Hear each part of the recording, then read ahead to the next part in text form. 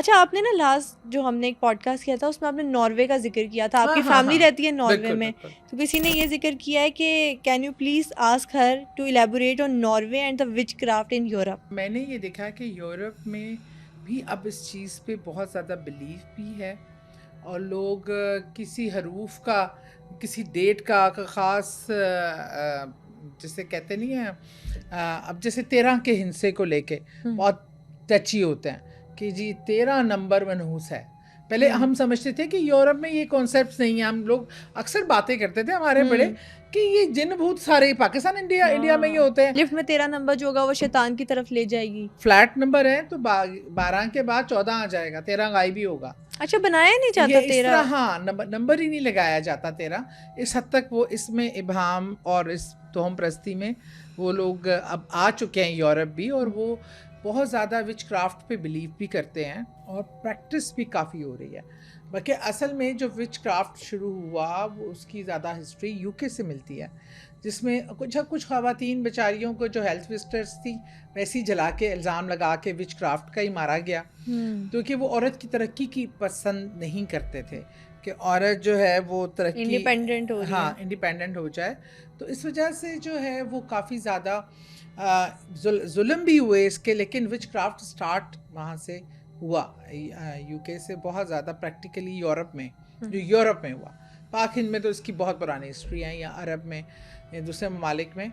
बहरहाल उसके बाद ये है कि जहाँ तक नॉर्वे की बात है, अच्छा, जो ऐसे मकाम होंगे ना जो बहुत ज़्यादा पुराने होते हैं, अच्छा, अब वहाँ पे मसला ये पाकी नापाका का बहुत होता है कि हमारे यहाँ, क्योंकि वो उस तरह की पाकी नहीं जगहों पे होती, कलाम ना पढ़ने की वजह से, सफाइयाँ ना हराम करना, शराब पीना हरामकारी की वजह से, इन चीज़ों को फिर बड़ी आइडियल स्पेस मिल जाती है। मेरा जो एक्सपीरियंस हुआ वहाँ पे, जो मैंने घरों को भी विज़िट किया, जिसके घर जाती थी, कि वो जो मुझे आइडिया हुआ कि एक तो वहाँ पे पेड़ बहुत पुराने थे, इमारत 100 साल पुराने घर हैं, वो थोड़ा सा रेनोवेट करके उसको रीबाय, मतलब लोग रहते रहते हैं, और वो इकोनॉमिकल पड़ते हैं उनको जो पुराने घर हैं। अच्छा, उन पुरानी घरों में मैंने एक तो बहुत ज़्यादा इन चीज़ों की मौजूदगी पाई।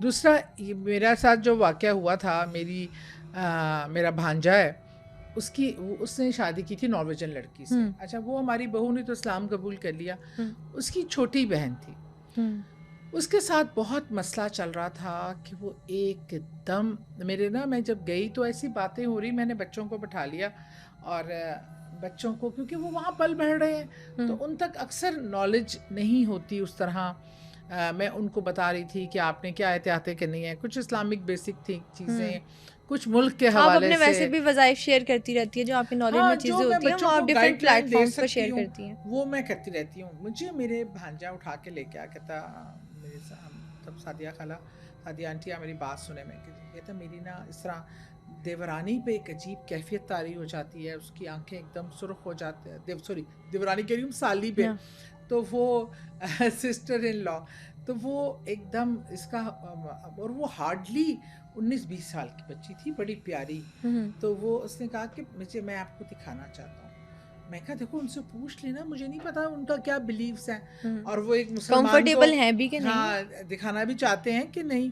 तो उसने कहा नहीं, कोई बात नहीं। अच्छा, अभी हम ये प्लान ही कर रहे थे, तो मेरी भांजी के बच्चे की बर्थडे थी, उन्होंने सेलिब्रेट किया, हम सब इकट्ठे हो गए। अच्छा, वो बच्ची भी आई, अभी हम बैठे हुए थे ना, उस बच्ची की आंखें सुर्ख होके, तो उसकी आंखें वैसे तुम्हारे जैसी थी, बड़ी बड़ी ना, कि और मेरी वो सुर्ख नहीं होती, शुक्र है अल्लाह का। उसकी सुर्ख होके ऐसे बाहर की तरफ, और वो उसकी गर्दन ऐसे मूव करे, और वो अजीब से आवाज़ से, और वो ओह ये तो माय गॉड। बच्चों को तो सब हमने हॉल में ले गए, कमरे में एक अलग हॉल में उनको बिठा दिया, दरवाज़ा इसको ले गए वेटिंग एरिया में, और दरवाज़ा बंद कर दिया। सिर्फ मेरा भांजा अबू बकर और उसकी वालदा रुखसाना, मेरी कज़न सिस्टर हैं वो, और एक दो बच्चियाँ मेरी भांजियाँ हैं, वो हम लोग वहाँ खड़े हो गए। अब उस बच्ची पे ना वो चीज़ें, उसको अटैक होना शुरू हो गया। कुछ कम्युनिकेट करते हो ऐसी कंडीशन में? ऐसी कंडीशन में हर कोई कम्युनिकेट नहीं करता, ज़्यादातर तो एंगरनेस शो करते हैं, और आपको डराने की और अपनी एंगर शो करते हैं। तो मैंने फिर जैसे ही वहाँ बैठकर उसका हाथ पकड़ा और मैंने पढ़ना शुरू किया, तो मुझे अंदाज़ा होता गया कि वो चीज़ जो थी इस पे है बच्ची पे, वो एक उनका जहाँ घर था उसके पीछे एक बहुत बड़ा दरख्त था, पुराना, कई 100 साल पुराना दरख्त था वो। उसकी एक बाकायदा एक, और उस पे मैंने उस चीज़ को देखा कि वो चीज़ें वहाँ बाकायदा बैठी हुई हैं, और ये मेल है जो इस बच्ची को मतलब पीछे उससे अट्रैक्ट होता है, इसके साथ साथ उस पर कब्ज़ा करने की कोशिश करता है। तो बहरहाल मैंने वो उस पर आता है या उसको नज़र आता है, वो डर जाती है, उसकी बॉडी बहुत ज़्यादा टेंस हो जाती है और वो उस तरह की हालत में चली और जाती वीक है। जब वो इंसान तो ऐसी हाँ, क्रिएचर्स तो हावी हो वो जाती है। अब मैंने जब किया, फिर मैंने उसको दम करना शुरू किया। दम करने से वो एक झटका सा लगा और वो ऐसे नीम बेहोशी की हालत में ना मेरी ऐसी गोद में, मैंने फिर उसको अपनी गोद में सर रख कर उस पर पढ़ती गई। फिर मैंने क्या कहते हैं, जैसे ही वो होश में आई तो शी वॉज नॉर्मल थी वो ना। तो उसकी वो बहन और सब बड़े हैरान हुए, उनके लिए ये प्रैक्टिस बहुत अजीब थी कि क्या पढ़ा है और क्या हुआ है। मैंने उसको कहा, तो इसको मैंने बताया तरीका कि वज़ू करे, ये करे, वो करे। फिर मैंने अपने भांजे को बताया कि क्या क्या आयात तुम इन जगहों पे कुरान की, तुम मुसलमान हो, तुम लगा सकते हो, लगाओ बिल्कुल ताकि वो ऐसे। चीज़ें वहाँ से भागें और करें। बहरहाल इस तरह का रहा। लेकिन मैंने यूके में जो पुरानी सिटीज़ है ना यूरोप की, जिसमें बहुत ज़्यादा पुराने घर हैं, और वहाँ पे बहुत ज़्यादा मैंने ये चीज़ें देखी हैं। बल्कि मैं समझती हूँ पाकिस्तान इंडिया से ज़्यादा यूरोप में है ये मसले। और ये वो तो बेतहाशा हाँ, पैरानॉर्मल एक्सपीरियंसेस पे और वो मूवीज फिर बनाते हैं, अब बहुत ज़्यादा, अब तुम ऑन देखो, कैमरा कॉट भी करते हाँ, हैं इन और चीज़ों फिर को। ये ना सिर्फ रिकॉर्ड करते हैं, ये खुद भी उसका बड़ा इजीली, ये जितने इनमें पंक टाइप लोग होते हैं, ये स्ट्रीट में रहने वाले लोग होते हैं, ये पैसा कमाने के लिए भी ये काला जादू, ब्लैक मैजिक और इस तरह के ट्रिक्स सीखते हैं, और बड़ी इजीली इनके कंट्रोलेबल होते हैं, क्योंकि इनका रिलीजन पे, अपने रिलीजन पे भी वो सच, वो इतना रिलीजियस नहीं होते, और नापाकी की हालत में रहना, गंदगी में रहना, इस चीज़ें जो हैं वो ज़्यादा आइडियलाइज करती हैं चीज़ों को। और दूसरा ये, अभी आपने कहा कि मैंने वो दरख्त के ऊपर देखी थी, तो एक मेरा सवाल है कि नॉर्वे में किस किस शक्ल में देखी है आपने? अपनी सही हैयत में तो नहीं नज़र आए, जैसे इंसानों की तरह वो लिबास पुराने पुराने, बूढ़ी जैसे औरतें, चेहरे अजीब व गरीब, और लाल लाल आँखें, इस तरह के ज़्यादा हुलिया नज़र आया। और कभी अंग्रेज़, आम अंग्रेज़ की सूरत में भी नज़र आते रहे। दूसरा सवाल ये है कि I experience skeleton type entity in sleep paralysis.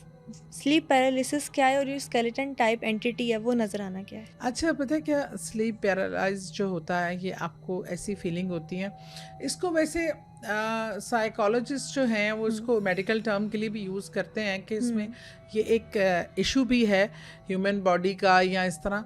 लेकिन आम तौर पे ये ज़्यादा जो है ना, जब इस किस्म की एक्टिविटी हो, उसमें आपको सबसे पहले आपकी बॉडी को कंट्रोल करते हैं कि आप उठना चाहें उठ नहीं सकते, चीखना चाहें चीख नहीं सकते।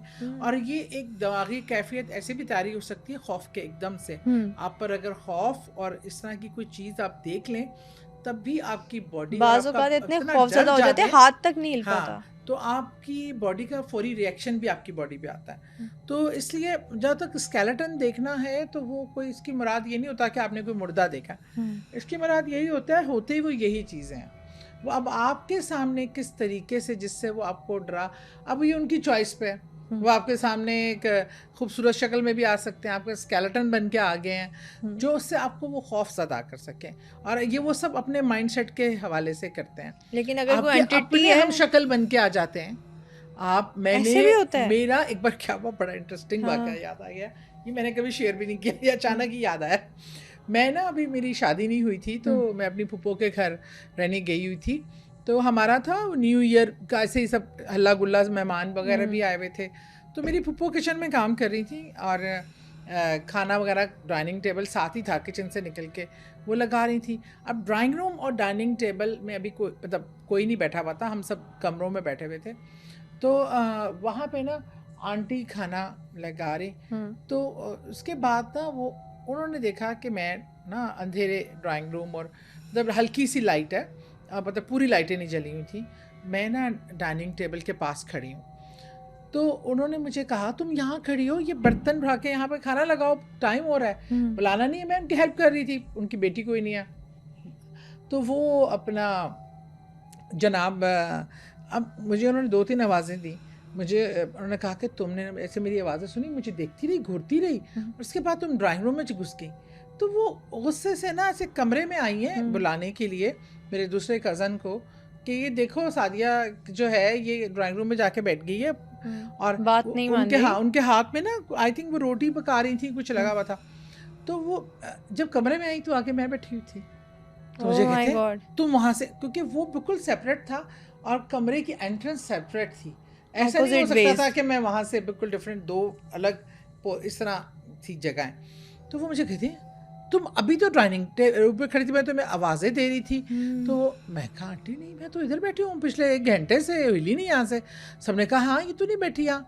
आंटी कहती हो तू उत्थे खड़ी, आंटी कसम खा गई कि मैंने तुम्हें अपनी आंखों से मैंने तुम्हें 2 आवाज़ें दी हैं, तुम खड़ी मुझे घूरती रही हो, मतलब तुम 1 ड्राइंग रूम सेकंड में के चली लिए गई तो हो। कोई आपको मिसअंडरस्टैंडिंग हो हाँ, सकती है ना। लेकिन मतलब इस तरह बात कर रही हैं यार, वो खड़ी हूँ मैं आ गए उनके।